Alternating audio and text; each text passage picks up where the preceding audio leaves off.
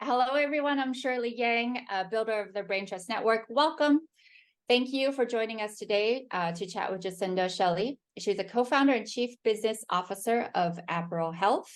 We have a global audience today and would love to know everyone who's talented in different disciplines, what your role is. So if you could please drop in the chat your role and the city you're in, that would be awesome. Healthcare designer would be great. Please stay. Our talk is going to be focused on entrepreneurship as well as engineers who want to go into the business side of things. But we welcome all disciplines.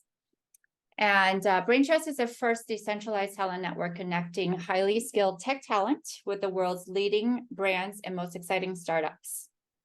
We are a community of over 400,000 talented professionals such as yourself who have earned over $190 million through quality jobs on the platform. And Masha's dropping in a link. The info.apps.usebraintrust.com is actually a live dashboard of how much GSV, gross service value, the network has earned. And it's a cool little tool. On the bottom, you actually can see the average rates for your skill sets compared to the rest of the Brain Trust community. So you can see how much you're charging versus what other people are charging relative to the same skill set. And so onto our agenda today, we're chatting with Jacinda Shelly. We're really excited to talk about both her journey to entrepreneurship and transitioning to the business side as an engineer. Towards the end of the session, I'm also going to share a few open roles that we're spotlighting from Brain Trust clients. And as we progress through today's chats, if you have more questions for Jacinda, please post your questions in the career help feed on Brain Trust with the hashtag AMA and hashtag TechCare. Great. Today's talk is specifically for engineers and entrepreneurs, as our guest has built a very fruitful career as an engineer by training, including co-founding her own healthcare tech company. Jacinda, would you please give us a brief introduction of yourself? Absolutely. So, like you said, I am an engineer by training. I graduated with an electrical engineering computer science degree from MIT with concentrations in computer architecture and artificial intelligence. My first job was actually in telecommunications, building very small cellular network boxes for the US government. Moved out to San Francisco in mid to late 2012 for family reasons, was connected with Adam Jackson, who was the original co-founder and CEO of Doctor on Demand, and my background at the time in video and APIs was uniquely suited for telemedicine, even though I didn't have a background there. So spent the next 6.5, 7 years growing with the company, all the way from idea in Google Doc to building out the backend and architecture and redoing that, and then stayed with the company about a year past Series C when I was CTO, and the engineering team had grown to about 40 people. So that was an incredible transition. Over the course of that experience, started to see trends in terms of things that were challenging for us that looked like they were also challenging across the board in healthcare. So in 2019, made the leap with my co-founder to start Apero to build out tools and a platform that now serves national telemedicine practices as well as traditional healthcare practices for insurance verification, claim submission, patient billing, and similar aspects. So that's been to date. My co-founder is also technical, so one of us needed to do sales. I had previously always been inclined to speaking and happy to talk more about how that transition happened. But now, even though I still do contribute technically, my responsibilities at Apero are for sales, customer success, implementation. Thank you. Super impressive. So Chief Business Officer, co-founder, what does Chief Business Officer mean in this context? In this context, it means that anything that isn't directly overseeing the engineering and product teams is my responsibility. So I, for the first several years, ran all of the sales calls, demoed the product, would take customer feedback. I also ran our customer support and still run our customer support and implementation teams. And so even though the team is larger now, obviously, than when we started, that is where my role is. So I do everything from attending conferences to spread the word, to making sure that we have processes in place to answer customer questions. And I also am responsible for how domain-specific knowledge interfaces with the engineering side. And that has been pretty important to the health of the company. So I'm a certified professional medical biller in addition to having a technical background, which is not a common combination. Right. And so for our audience today, how we're going to structure this today is we're going to tee up just a few fundamental questions with Jacinda, specifically around entrepreneurship, starting your own company as an engineer, co-founder, and also how you go from an engineer to the business side of things. So we'll tee that off, and then we're going to hop to the product dashboard. And for those, this is not your first time, we just go through the actual product feed and answer questions directly from the community. So first question for you from, as a theme, how do you go from an engineer to the business side? For those who are interested in jumping sides or actually expanding their responsibilities, can you walk us through what that journey looks like, and how do you make that transition successful? Yeah. So I think what really helped me was having a wide variety of outside interests, even early on. So when I was in college, I participated in like theater, public speaking, and as an engineer, if you are interested in the business and non-technical side, there are always opportunities to speak and present yourself. And if you're not confident in that at work, I definitely recommend to people that you get involved in activities outside of work first, just to get comfortable. So that can be something like going to a local engineering meetup and doing a lightning talk, because that's like 5 minutes. It's not going to kill you. And then slowly working your way up to larger things. Like one of the turning points for me was applying to speak at a technical conference, DjangoCon, back in 2014, and being shocked that my talk, like 2 of my talks actually were accepted, and learning effectively that being technical and contributing in terms of documentation, speaking, and communication are not mutually exclusive. Like they're not separate, bucketed things. Right. You mentioned that you are an introvert when we're speaking backstage. And I know a lot of people who are introverts, and it's hard for them, especially on the business side. You have to interact with people all day. Do you put yourself in a different mindset, or is that training, or do you ever still struggle with it? Anything to share there? There's a lot that I think gets, so being an introvert,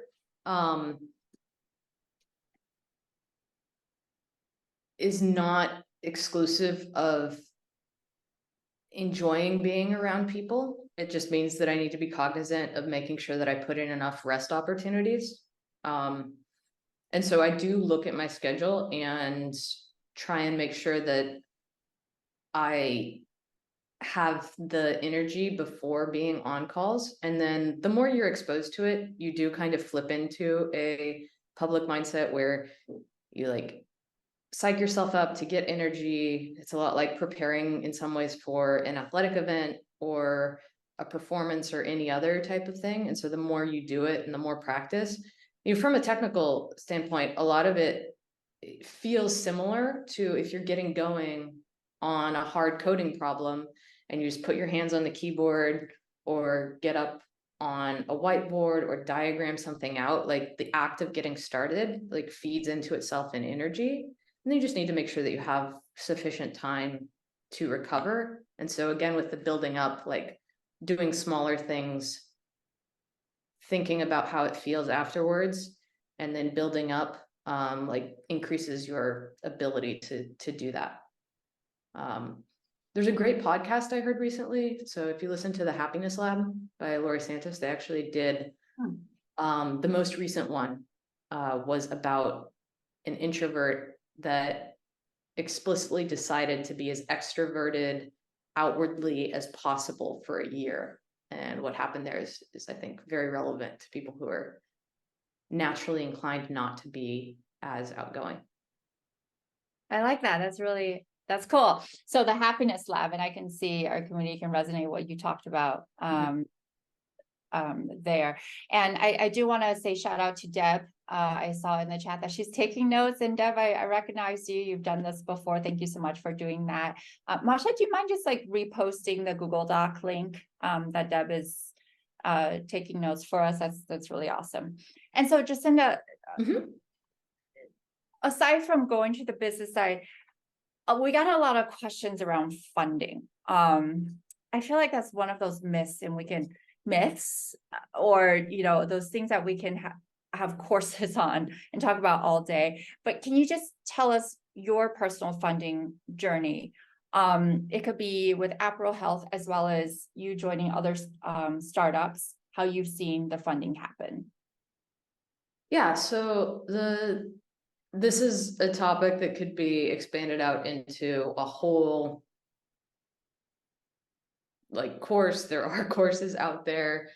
The experience I've seen, so we were fortunate enough to go through Y Combinator in summer 2019.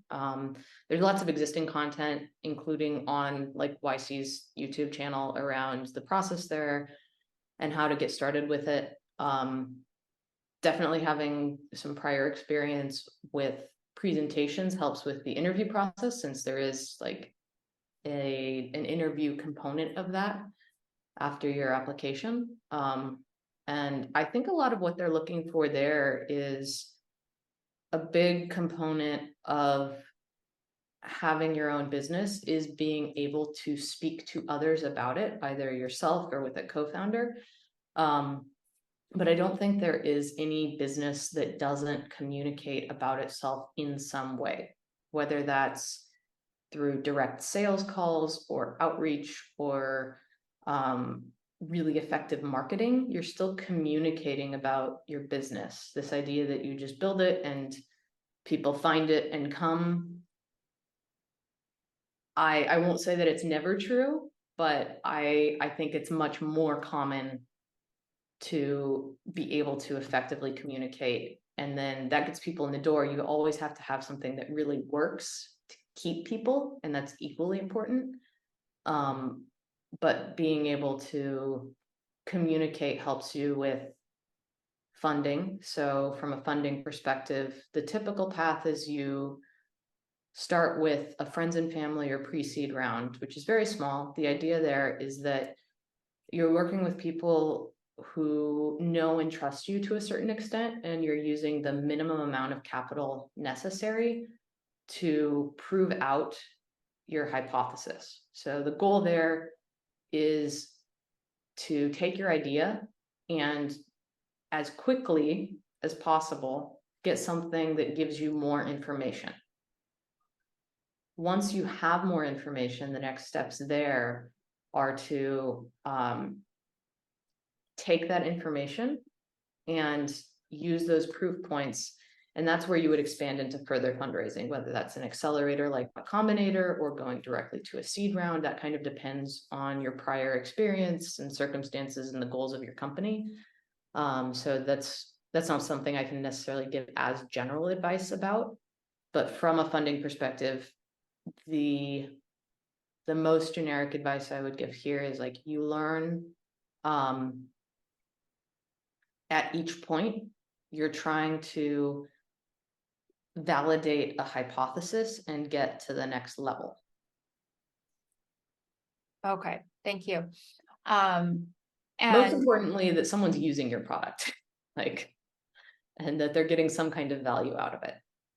I'm actually going to hop directly to our dashboard because I think the first question that we have from, let's see, can everyone see this one, the career help feed? Yeah, so this leads to what we're talking about, launching new apps. Someone has a new app idea, no idea where to even start or go for potential funding opportunities. Another more specific question that someone had about funding was when to approach angels. So you talked about friends and family, and then next one is angels. One of the startups I'm helping is brand new. What are the 3 things they need to complete before reaching out to existing angel network? I heard you talk about the product work. So some people talked about product market fit. I mean, there are so many terms out there, but if you can say the 3 things, like a checklist of things before you can feel confident, like, okay, time, what would that look like? I would say specific, like this advice doesn't necessarily apply to things like manufacturing or biotech, but thinking more specifically about software startups, having a customer that is using your product that is paying you something is the most important thing. Like if you can cross that hurdle, you're probably ahead of 90% of startups out there, because there's a big difference between someone saying that they would love to use your product and actually using it. And there is another big difference from them using the product to the point where they're willing to pay for it. So even having them at the very earliest stages pay $1, like, sets you up for a lot of success. The next stage that's more complicated is, and this isn't before they reach out to their existing angels, so I don't want to focus on it, but getting people to pay enough that the business is long-term sustainable is obviously the goal of everyone.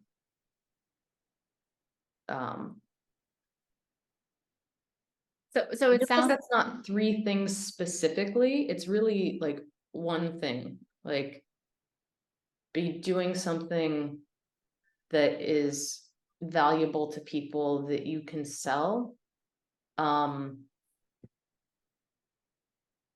has some aspect of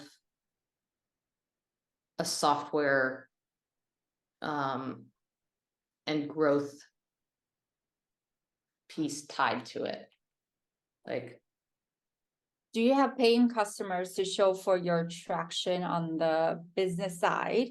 And the other end of that is, what is that trajectory and how can you prove that to be convincing enough, basically, for people to give you money?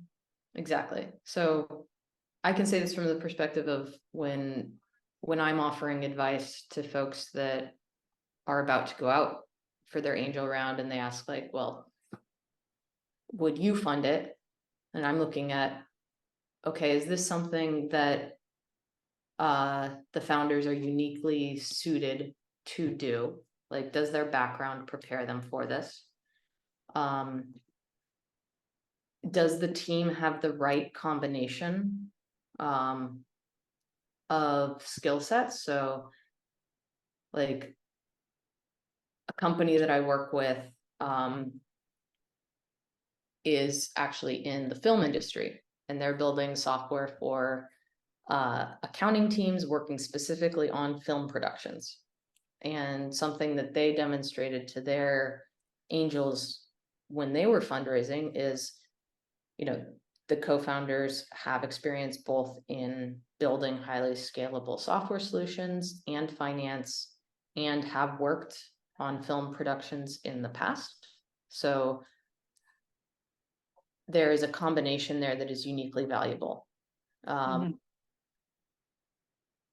Before you reach out to your angels, like anything else in your life, think about things from their perspective and be like, if I were an angel, would I invest in my company? And try and take the emotion out of how tied you are to this idea, which is admittedly very difficult to do. But almost everything in life I've found can be distilled down to try and put yourself in the mindset of the person that you're talking to, and make sure that it's legitimately something that's good for them. Because people always know if you're just trying to sell them on something. Very cool. Coming from a chief business officer, I love that line.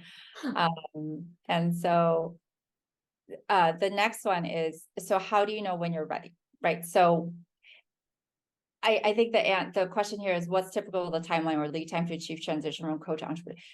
There's no real timeline, right? And no set timeline, but how do you know? If let's say you have the itch to jump into entrepreneurship, when do you give yourself permission? There's probably two aspects to this. One is, if you keep thinking through ideas and compare how excited you are about them and how much you feel like this product should exist in the world. I had always sort of had in the back of my mind, at some point I would like to found a company. That was part of the reason why my partner and I moved out to Silicon Valley. But over time I would write out ideas. There were a lot of things that I was like, this would be fun to do, but it wasn't more fun than what I was working on at the time. When I started talking to my co-founder about the original idea for Apero, the thing that was different was that I couldn't really get it out of my head.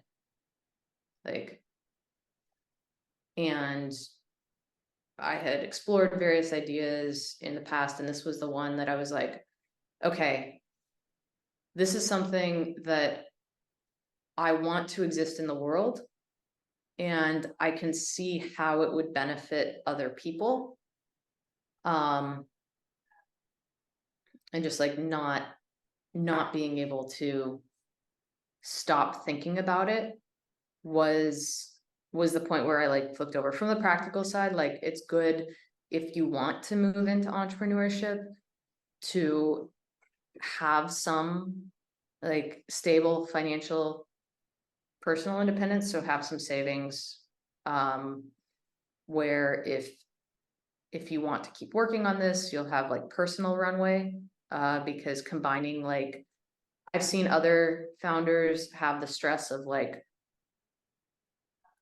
thinking about, I'm having trouble, making rent or something. As much as possible, building up a bit of a personal financial safety net there is good. It's not a hard requirement. And then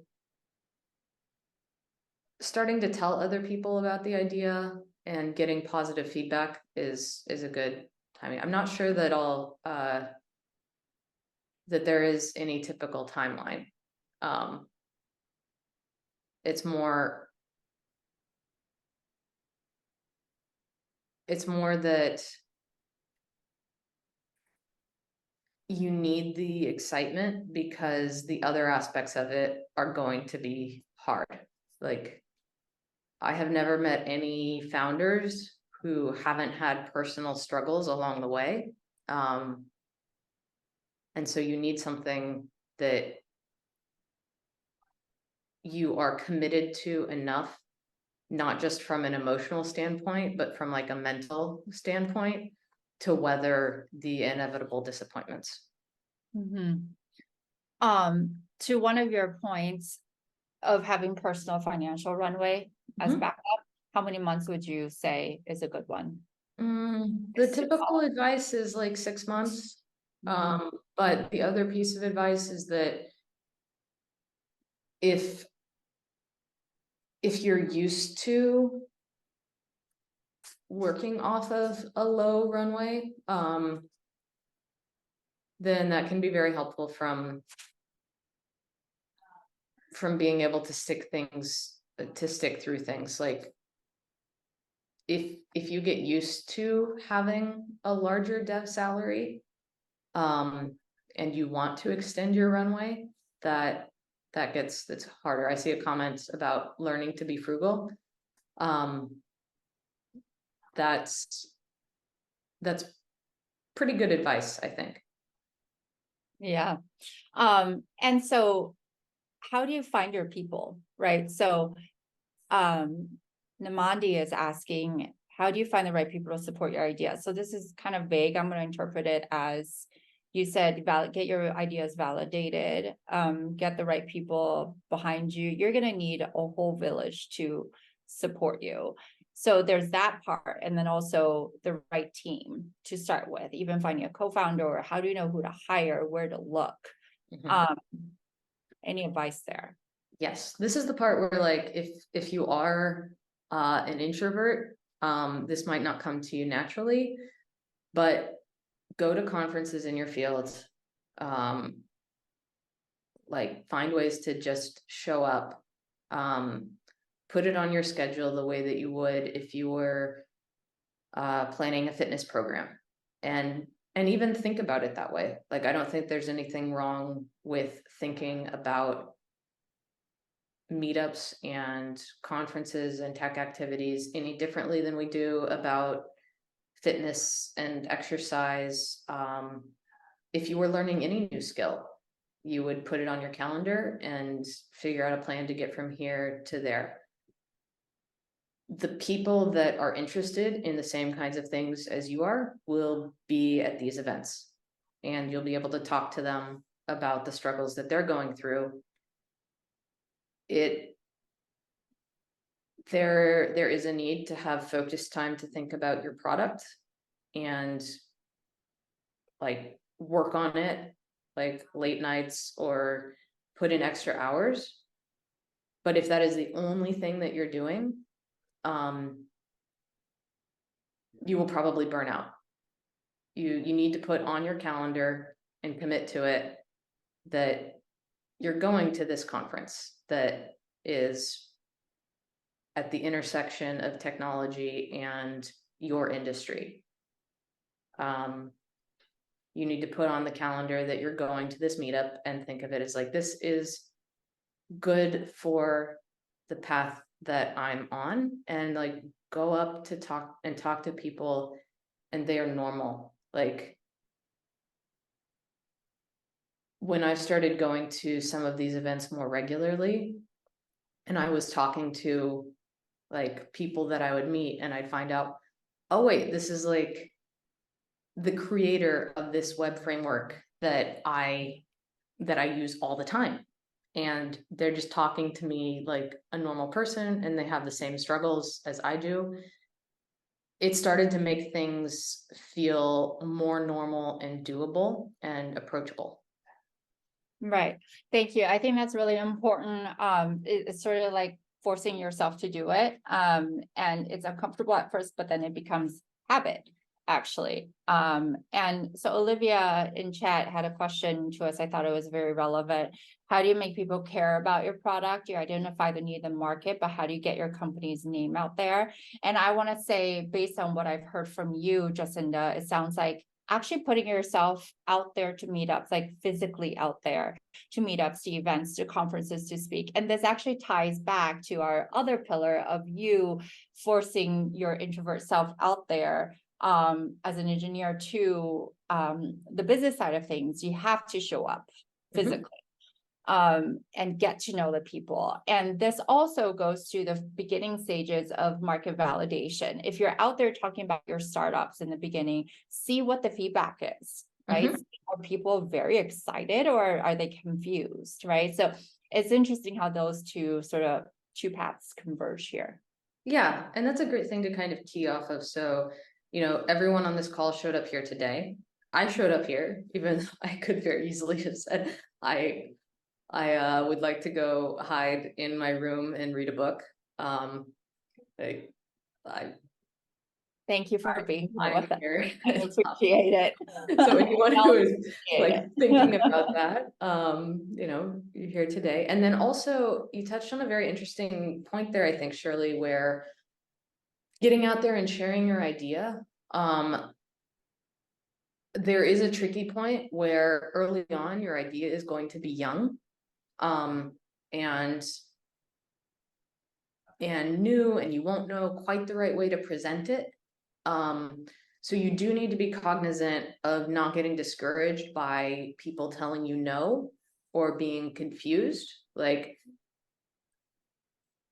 I really don't know what the right point is. It's probably individual to everyone. But there has to be a point where you're leaving enough in your idea that you're willing to go through the first 50 or 100 no's for that one yes, where it resonates. And then see that start to build, compared with okay, is this really not a good idea and I should think about something else? So it makes sense. Yeah. And so I'm going to move a little quicker. We still have the other pillar, which is on more transitioning to from technical to business side. I like this question asked by the community, asking about leadership. So there's a difference between you transitioning from technical role to a leadership position. Any pivotal moments or specific insights that help you transition as a leader? And how has that influenced your approach to business and technology? There's two parts to this. One is, I don't think there was ever a point where I transitioned from a technical role to a leadership position. They're not mutually exclusive. In my technical role, I took on opportunities that came up to present things as a leader. So if I was confident about something and there was an opportunity to lead a discussion about it in my work, I would take that opportunity and do my best to present things as well as I could, and not shy away from opportunities that were presented to me as a leader. So when I was an employee, if opportunities came up where my boss needed someone to present something, I would volunteer for that. And then, so there isn't a hard, I think it's a mistake to think of technical role and leadership position as being separate things. I'm still very technical in my current role, and it 100% helps everything I do. Thank you. I think that's great. And then next question we have is, so we're talking about career pivot, which is, let me rephrase this question. What things did you do to help make your career pivot successful? I think Shannon's referring to by being someone who hires you. So, being the first engineer at a company versus being a co-founder. So transitioning from an engineer, working for someone, to an entrepreneur.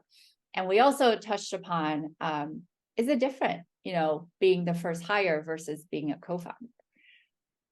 It is. The thing that I found to be most different is the budgetary and global responsibilities being different.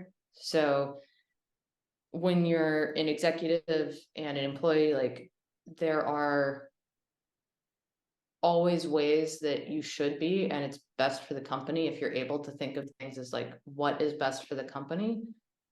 But it's just much more like it hits home a lot harder when you're a co-founder, because everything you do has an impact on the business and the people who are part of the company, which is really like the core of the business. Like,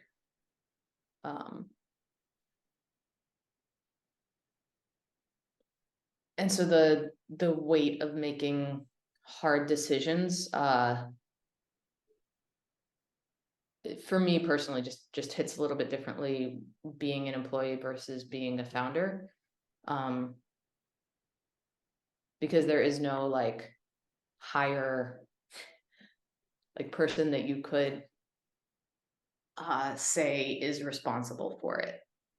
Like if a business line isn't working out and the financial reality is that the business to succeed needs to make changes in operations, then it's emotionally different than if like it comes from someone up higher up in the company who's like, we have to do this.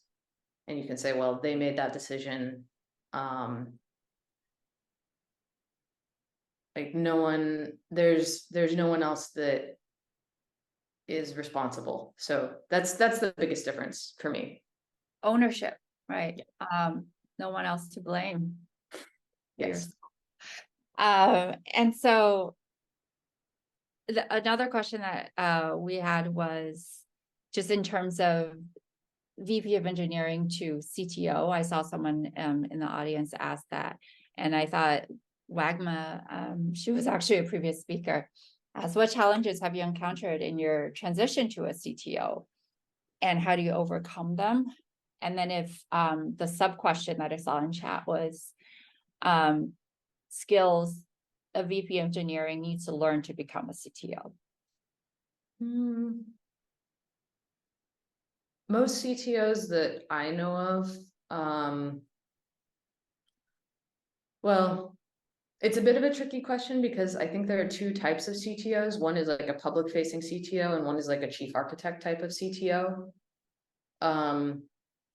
The chief architect type of CTO, I think has more overlap with traditional like technical lead, persuade through design documents and similar.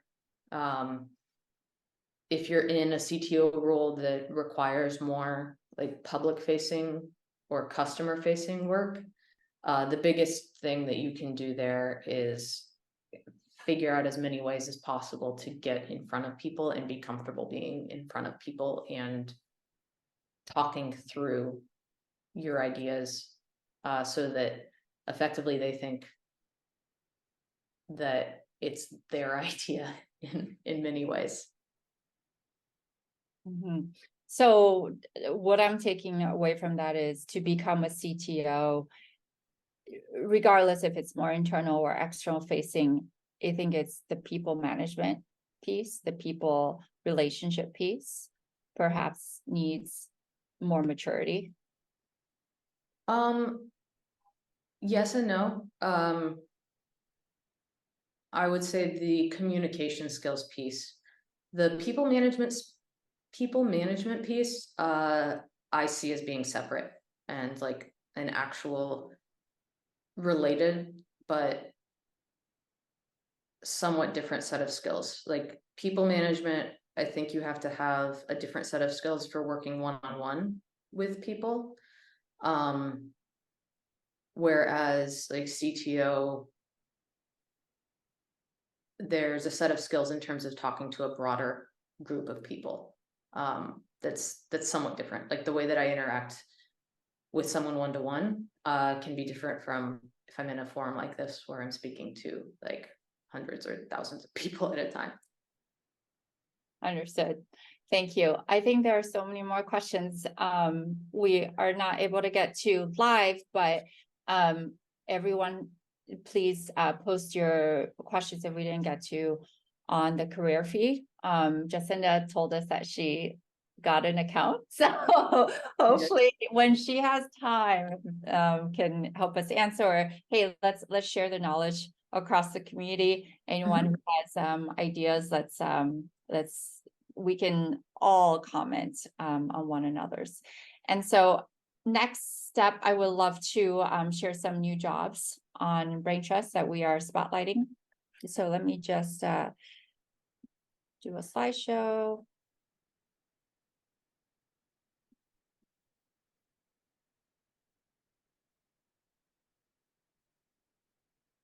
Hey, can we see the new jobs? Great. A few jobs to spotlight here: full stack engineer, mobile experience with Reddit. So this is 6 months contract role with responsibility of renewal. And if people click into actually the URL, so I'm going to show you something about this role. People can see. This is what the role looks like. And for those who are newer to Brain Trust, you can see, so this is the role that I just talked about. This shows the location of where they're hiring from, and then any time requirements. And then this area shows you the B-Trust referral rate. And what that means is, even if you are not specifically a good fit, but you think of anyone who potentially could be a good fit and they get hired, you get 1% of their earnings in B-Trust, which is awesome, because think of it as passive income and you did a friend a favor. And so I think with each job, there's this card here that you can look at how much B-Trust you can earn. So that's really cool. Thought I would share that with everyone in case you didn't know. Okay, let's go back to the new job sharing. Next one is security consultant at ProArc.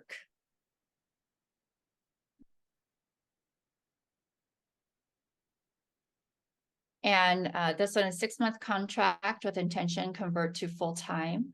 And then they want a full day overlap with Eastern Standard Time. And then next we have a director data platform architect at Stealth Company. I looked at this job description. It looks like if you pass, you get if you get an interview, they tell you the company name, but it has a US time zone overlap. And next one is lead data engineer. I think at the same company, that's US only. So again, if you don't think you are a good fit, or think that your friend could be a good fit, make sure you copy and paste your referral URL. And I'm actually going to show you where that is, since we have everyone on here.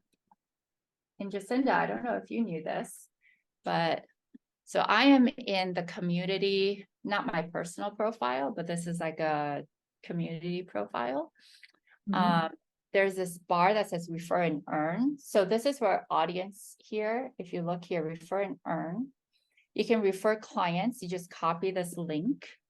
And then anyone who's hiring, you send them this link so they can post their job with your link. If they hire someone, you get 2% of whatever, they pay. Great passive income. If you refer someone, you copy a link. It's a separate link, I guess. And the talent signs up and gets hired, you get 1% of their earnings. So why not, right? If you're not a good fit, go to your profile and then click on refer and earn, and everyone wins. So with that, I want to thank you so much, Jacinda. I thought you were so honest and so down to earth and truthful and brilliantly intelligent, obviously. And so thank you so much for your time. Oh, thank you so much, Shirley. And thank you for inviting me to join. Thank you, everyone. I hope you will have a wonderful rest of your time today. You too. Bye-bye.